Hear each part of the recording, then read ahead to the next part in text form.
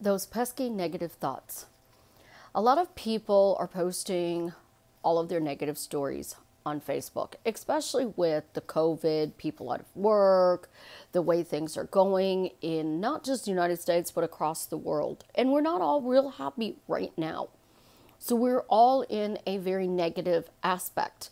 And then you're trying to manifest the love of your life, more money, your dream life. You're trying to deal with people that you are staying with, living with, that are negative, very negative.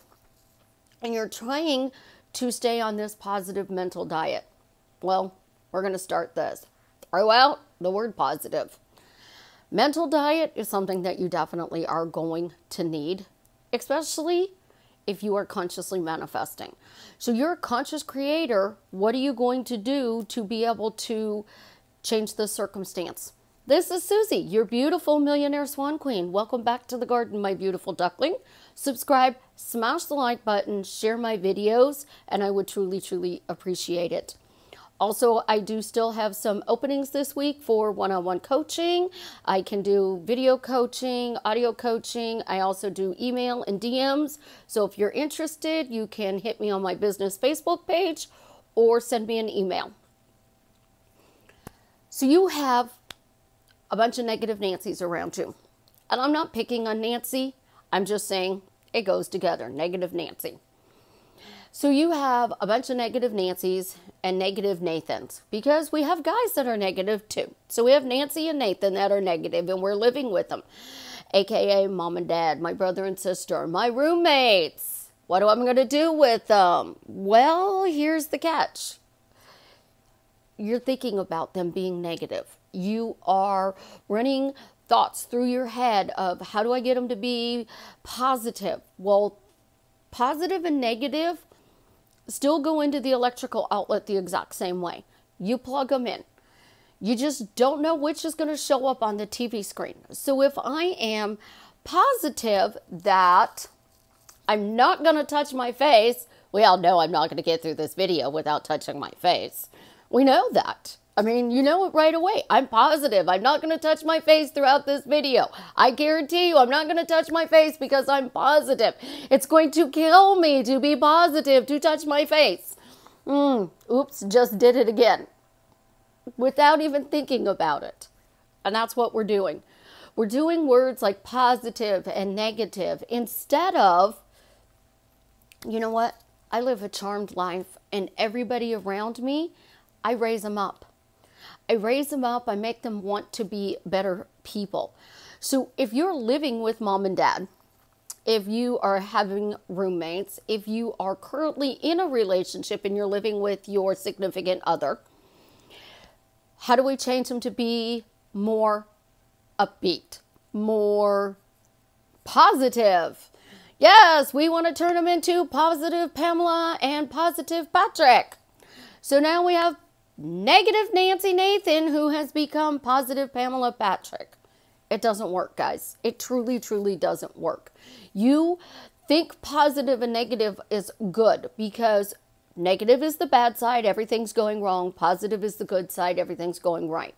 The thing is, when you are focusing on them being positive, you become the negative Nancy cheerleader. And you're like, oh, I know I'm going to change it. It's going to change. I'm sure it's going to change. Don't say that. Don't do that. Oop, head slap. We just did a Leroy Jethro Gibbs. Head slap. Don't say that. You can't go at it from that angle. So you got to lose the positive and negative words because you are trying to do a 360 when you are not in the state of the positive is going to work. So in order to get the story to actually work for you, think outside of your box. When you are coming home from your job and you know you have to deal with these not so amazing vibes, how are they going to entertain you tonight? Start with that. I'm going to go home at the end of my day and I'm going to be entertained. You're changing you. So you're going to be entertained. So now their negativity is a funny comedy story. And you may find out that you're sitting there laughing your butt off because I legit did this. in a therapist's office, and they didn't find it amusing because somebody was doing something and I just was sitting there laughing. And the therapist asked me what was so funny, and I said, he keeps telling the same story over and over again. It never changes. He's been doing the same story for 20 years. I mean, it's hysterical at this point. It's a bad comedy. The therapist did not find it amusing, so don't laugh. I'm like, okay, you can, but just beware. It's not going to come across amazingly well if you start laughing because they're having a negative Nancy debate about how bad the world is because whoever's in control of politics, or how bad the world is because of organized religion, or how bad the press is because they're only reporting things that are irrelevant in your world. You know, I mean, there's so many different ways people can be under that gun. So you are a conscious creator. So your level is up here because you know what's going on. But all of the people in your area are down here, underneath my face that I'm not supposed to be touching. So what do? We start with entertaining. So I'm going to go home and I'm going to watch a very bad episode of some stupid comedy rerun. Get it? It's a rerun. You've already seen this. You've already done this. You already know what's going to go on. So now let's throw a kink in the story. We're going to put a monkey in the middle of this. Set it on the coffee table. Put the monkey on the coffee table. And remember, it's not your monkey. It's not your circus. So you have negative Nancy's and negative Nathans, and you have a monkey on the table. You got an entertaining story. So what do we do next? We start playing with this. So feed into the story or throw little tidbits out there. If you notice the words that they're saying all the time, sit there and say, well, what do you mean when you say that word? You say that word all the time, but I want to know what you mean. What's your definition of that word? And if they give you the Webster's definition or Google's definition of the word, go, no, I want to know what it means to you. What do you think when you hear that word? When you say that word, what do you think? And start throwing in playful things to do. Because what you're doing is you're changing you. By playing in this story that is entertaining you. And the more you play in the story, you can start changing it. So tomorrow, you're going to work. And you have the same thing going on at work. You can play in that story. When you come home from work tomorrow night, what good stories can they tell me? What funny things happened to them during the day? When my daughter was starting school, she hated it. And I would tell her, I want to know one fun thing that you did at school today. And she would say, nothing, Mom. It was school. And I would say, one fun thing, nothing. Okay, what made you laugh today? Tell me one thing that made you laugh today. And it may be something stupid. They went to the grocery store and they're describing the way somebody's dressed or the way a child behaved or the way somebody parked or the thing that the door greeter said to them because, you know, we're in the Gestapo and they are literally stopping us at the door. Masks, masks, masks. And I looked at them and I said, I don't think so. I just said, not happening. Have a nice day. Nope. Bye-bye. Not happening. You can't go in this door. I'm going to the salon. I mean, think about it. We have stores inside of stores. I'm going to Subway. I'm going there. I'm not going to go walk all the way around and then have to cut through the cash registers to go into Subway, which is right inside the door. We always know exactly what we're doing, but we are expecting that entertaining to be in a nasty way, a negative way, a not so fun way, instead of expecting them to entertain you like, say, a drunk. So I had a friend, and he used to tell the most wildest stories.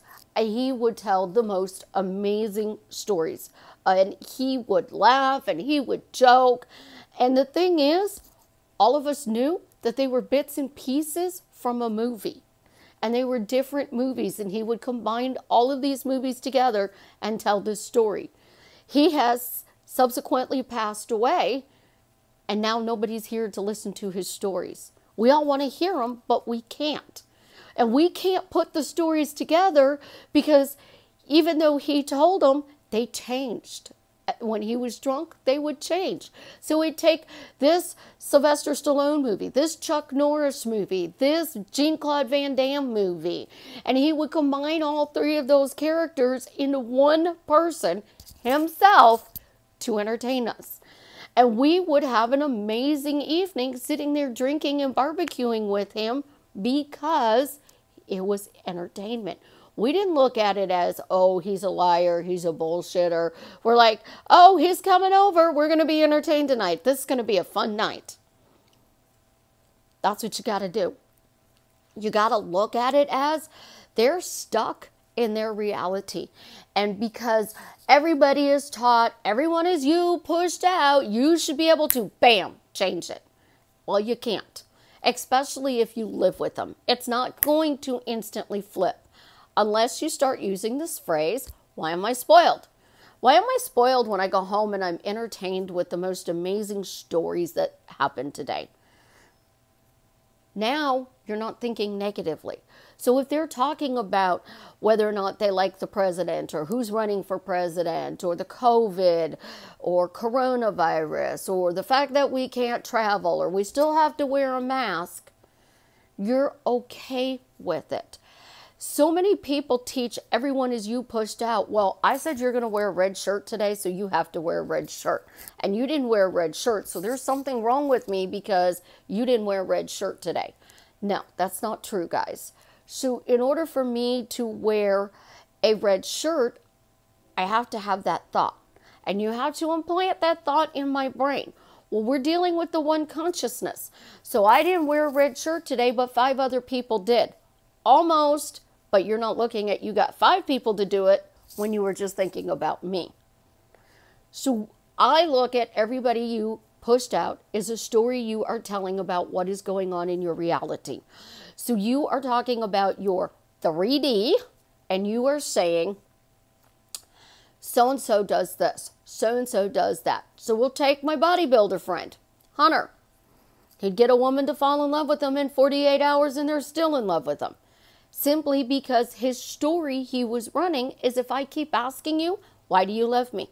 You know you love me. Tell me why you love me. Why do you love me? Come on, tell me. Tell me why you love me. You know you love me. Tell me why. I don't know where he learned how to do that, but he did.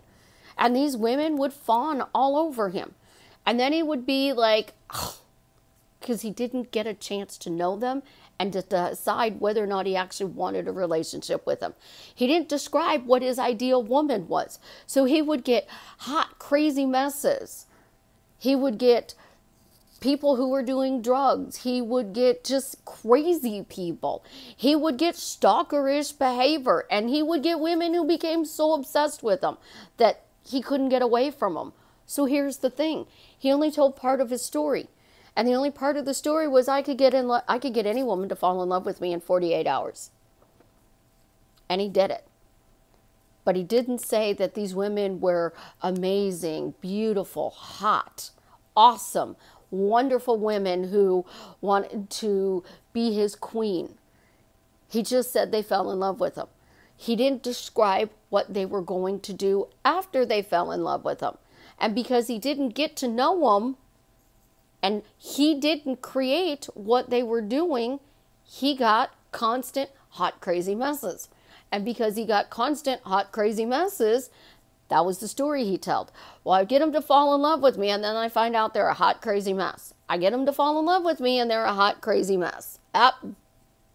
Did it again. See? The thing is, we're not thinking consciously when we say, I'm not going to do this. And we automatically do it because it's in our being. It's in our default. So if you really truly want to change negative, start asking yourself, what about the situation is negative? Why are you only seeing the negative in this situation? Because there's positive things that are going on in that situation. You're just not focusing on it. And when you are going, I'm happily married, that's not why. That's not why. You're the positive Pamela cheerleader who's actually seeing negative Nancy viewpoint. Think about that. The positive Pamela cheerleader who's still seeing the negative Nancy viewpoint, because your story is wired in to the negative. So blessing them and raising them up is what a lot of people say to do. So they're wonderful people. They're amazing. They're awesome. They're leveling up, and they're going to be, these positive people. And then you get home and they're not doing it. Try the story. Start with their entertaining you, and then start adding little things where you can start changing the story. Start asking them, why did you have a good day? What was good in your day today? Tell me why you had a good day. Tell me one thing that was good today. One thing that made you laugh. Get them to focus differently, because you are focusing internally that they are a hot, crazy mess. Instead of focusing internally, I am this amazing person who raises people up, and all the people around me do the same thing. So if you want to raise them up, start with the story. You're changing you, and the outer world changes. It takes time to change people you live with. It takes time to change marriages. But honestly, if you start with simple questions with, why am I spoiled? Why do people treat me nicely? Why are people showing me respect? Why are people appreciating the things I do for them? You are going to find that things do drastically change for the better, quickly, easily, and with no effort. But once you start, you can't stop. If you stop, as soon as they do something negative that you don't like, bam, you're right back into the positive Pamela cheerleader who's seeing the negative Nancy story. You guys have an absolutely positively amazing day. I love you. And as always, tell me how what I'm sharing with you is drastically changing your life for the better.